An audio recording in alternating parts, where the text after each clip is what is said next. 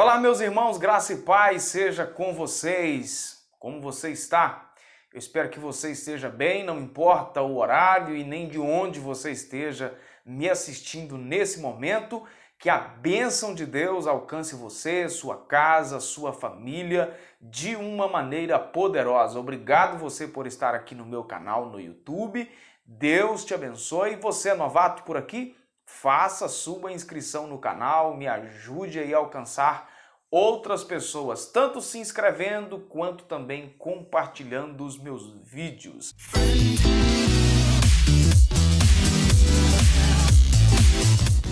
Como eu disse, o assunto de hoje é a lição de número 12, quando Deus se revela ao homem. Jó capítulo 40, versículo 6 é o texto áureo da nossa lição.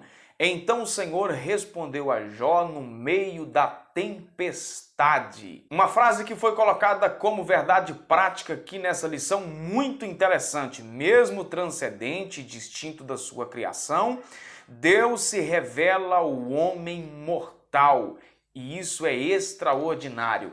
Para que você tenha condição de acompanhar de fato o assunto abordado nesta aula de hoje, é necessário você ler esses textos aí descritos para você. Então, dê uma pausazinha no vídeo, faça a leitura, depois você continua assistindo o vídeo, tá certo? Nesta lição nós vamos estudar como Deus se revelou a Jó e dialogou com o patriarca. O assunto de hoje está entre os capítulos 38 ao 41, portanto capítulo 38, 39, 40 e 41. Esse episódio marca o auge, o ápice do livro de Jó, pois mostra a quebra do silêncio de Deus. Jó foi desafiado a comparar sua habilidade e sabedoria com a habilidade e sabedoria divina e a responder quem de fato age com justiça no mundo. Isso porque no auge dos seus questionamentos, Jó havia questionado Deus, né, em relação ao silêncio de Deus, porquê do abandono, né? Então, de certa forma, como nós vimos nas lições anteriores, Jó foi um tanto quanto presunçoso em algumas colocações em relação a Deus. No meio dos problemas que nós enfrentamos, costumamos fazer alguns questionamentos que às vezes são normais nossos. Eu até, de certa forma, eu não vejo problema em determinados questionamentos que fazemos, mas no final da história, esses questionamentos que Jó fez, ele agiu de uma forma presunçosa, não é? Às vezes, nos momentos difíceis da nossa vida, pela nossa fragilidade, nós questionamos onde é que está Deus, o porquê de tudo isso, e enfim, e às vezes não obtemos resposta. Vale lembrar, nós vamos ver isso no decorrer da lição, que esses questionamentos que Jó fez em relação a Deus não mudou o status dele diante de Deus, o status de um homem reto, de um homem justo e que se desviava do mal. Deus apenas deu para ele algumas respostas aqui, a fim, vamos dizer, de colocar ele no seu devido lugar em relação a esses questionamentos. Deus responde na hora que ele quer, da maneira que ele quer, no tempo que ele quer. Então não cabe a nós interrogá-lo, questioná-lo quanto ao seu silêncio. Eu falei aqui em uma outra aula que até o silêncio de Deus é uma resposta. Às vezes nós é que não compreendemos essas respostas. Às vezes nós é que não aceitamos o silêncio de Deus como resposta, mas que é uma resposta. Primeiro tópico da lição, revelação de um Deus pessoal. Deus havia estado em silêncio, né, a partir do terceiro capítulo do livro de Jó, portanto ele havia falado apenas nos 2 capítulos, mas essa fala de Deus era desconhecida tanto de Jó quanto dos seus amigos. E aí passou todo esse período até o capítulo de número 38, quando Deus então resolve falar. É bem verdade, a gente sabe que ele não havia falado, mas ele estava presente. E agora com sua manifestação, com certeza uma cena impactante. Jó ouviu a voz do Deus que ele tanto tinha ansiedade por ouvir. O Altíssimo revelou-se pessoalmente a ele. Jó estava diante de uma manifestação que na linguagem teológica é chamado de manifestação teofânica de Deus. Então, Deus falara com ele no meio de um redemoinho. Isso mesmo, Deus falou no meio de um redemoinho. Lembra de quando Elias estava na caverna e de repente aconteceu um terremoto, vento, trovão, aquele negócio todo? E aí a voz de Deus veio no meio de uma brisa suave. Agora, para o patriarca Jó, se não bastasse toda a tempestade que ele estava enfrentando na sua vida em todos os aspectos, Deus se manifesta exatamente no meio de um redemoinho. Deus lá tem as suas maneiras e as suas formas de falar, não é verdade? Ele fala na hora que quiser, do jeito que quiser, como eu já disse aqui. E ele manifestou no meio de um redemoinho. Isso mostra então que a manifestação de Deus prova pra gente que Deus não é um ser impessoal. Pelo contrário, ele é um ser que se revela aos homens. Ele é um ser relacionável, ele é um ser pessoal. Jó teve a sua vida transformada depois que ouviu a voz de Deus. Deus quer falar conosco. É preciso que tenhamos disponibilidade para ouvir a sua voz, não é verdade? Esse era um grande dilema de Jó. Pensar que Deus havia o abandonado no meio das suas tormentas. O patriarca não sabia dos bastidores celestiais em que o diabo havia aí feito uma espécie de aposta diante de Deus em relação à integridade de Jó. Ele não sabia a razão do silêncio de Deus. Daí toda a sua angústia, todo o seu desespero, todo o seu questionamento, se sentiu sozinho, sentiu frustrado, abandonado, rejeitado. Para ele o Criador se escondeu e não queria ouvir a sua voz, não queria sair em sua defesa. O grande propósito do livro de Jó então é esse, que Deus se revela mesmo quando nós pensamos que estamos sozinhos, né? Mesmo quando estamos às escuras, andando somente por fé e não por vista, Deus está presente, próximo a nós, né? Tem gente que tem a ideia de que os homens da Bíblia, como por exemplo Abraão, Deus falava com ele todo dia, e não é assim. Deus falou com Abraão em momentos pontuais, em momentos específicos. E é aqui que está o grande segredo da nossa fé. Permanecer inabalável, permanecer firme, fiel ao Senhor, mesmo quando não ouvimos a sua voz e não sentimos a sua presença. Quando nós estamos caminhando por fé e não por vista. Principalmente nós pentecostais temos muito esse negócio do sentir, não é? Estar sentindo para pensar que Deus está presente, que Deus está se manifestando, é preciso sentir alguma coisa.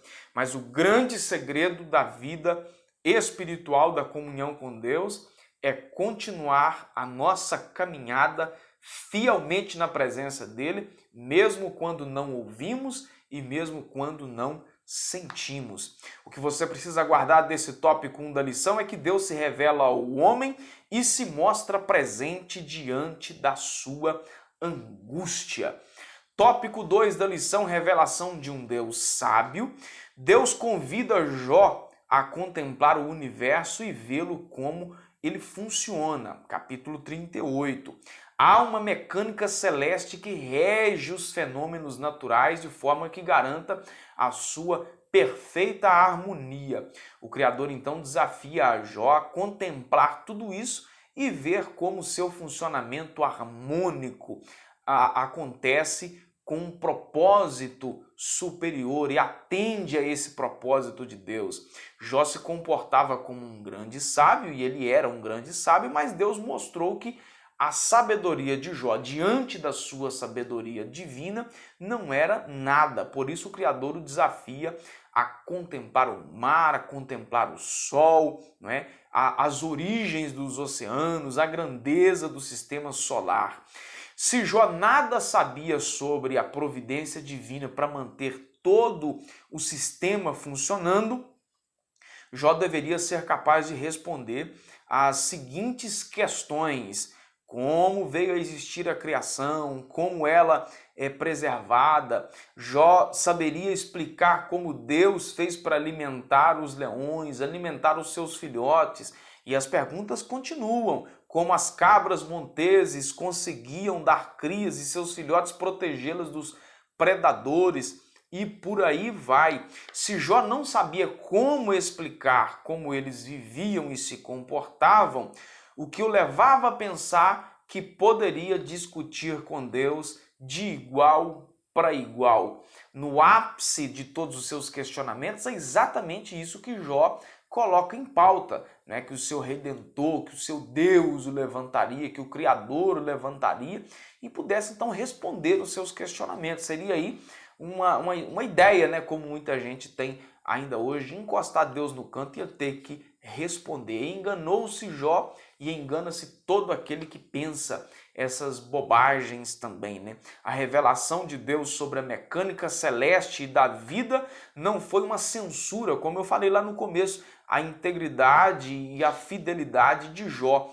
Aos olhos de Deus, ele permanecia um homem justo, um homem íntegro, um homem humilde, um homem que se desviava do mal, mas Deus estava agindo dessa forma com ele porque Jó havia tido uma atitude presunçosa ao questionar a majestade divina. Era, portanto, então, necessário que ele conhecesse a Deus de uma maneira melhor, não é? Já no tópico 3 da lição, a revelação de um Deus poderoso e justo, algumas Bíblias traduzem, né, os termos colocados aí, né, como hipopótamo e crocodilo, respectivamente, né, Bermonte e Leviatã, ou Bermonte e Leviatã, como queira pronunciar.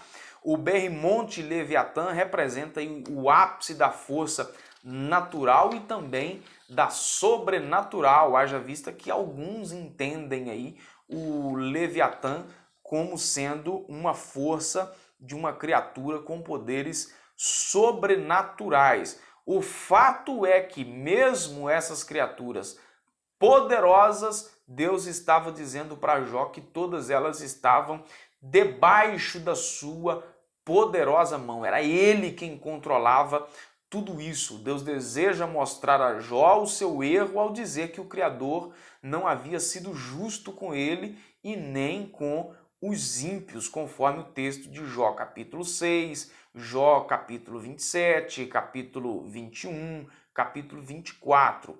Ele não era capaz de domar sequer duas criaturas criadas por Deus, logo jamais poderia ser igual ou mais justo que o próprio Criador, nem muito menos se auto-justificar diante dele. Não há nada que possamos justificar-nos diante do nosso Criador, a não ser a maravilhosa graça de Deus que nos torna justos à medida que reconhecemos as nossas misérias. Não existe benfeitoria, não existe obra alguma capaz de nos justificar diante de Deus e nos colocar limpos diante do Senhor. É só a sua poderosa misericórdia, a sua poderosa graça. Não é?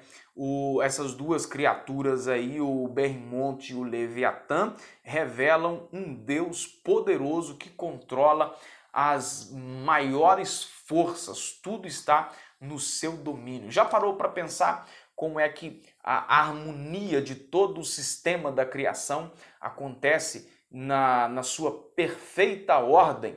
É a mão poderosa do Deus Criador que sustém tudo isso. Na verdade, os desequilíbrios que às vezes acontecem na natureza, e a gente sabe que acontece, como doenças, né, que assolam a humanidade, como essa que nós estamos vivendo nesse tempo de pandemia do coronavírus e tantas outras coisas, tudo isso é resultado do pecado, é o trágico resultado do pecado. mas todas as coisas, o Sol no seu devido lugar, o sistema solar com suas galáxias, com as estrelas, os planetas, tudo funcionando na plena harmonia. É a mão poderosa do Deus Criador, que é grande, mas que também se manifesta a nós, se revela a nós. Deus é um ser pessoal que quer relacionar-se conosco.